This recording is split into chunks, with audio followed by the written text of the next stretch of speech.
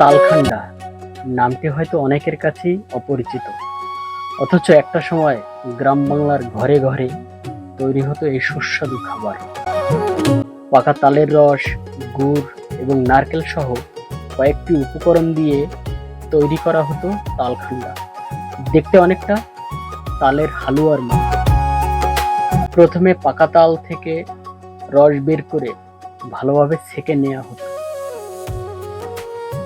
এরপর জাল দিয়ে ধীরে ধীরে ঘন রস করা হয়।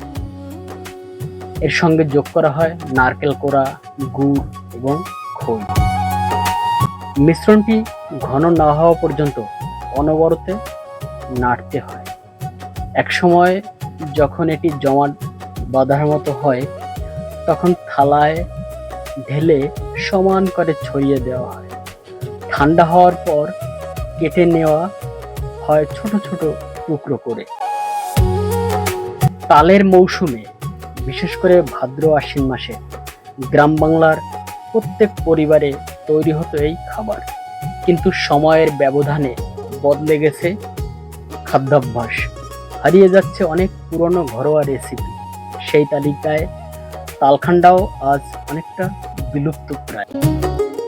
তাই তালখান্ডা শুধু একটি মিষ্টি নয়, এটি আমাদের মা ঠাকুমাদের রান্নাঘরের স্মৃতি, গ্রাম বাংলার খাদ্য সংস্কৃতির একটি মূল্যবান অংশ।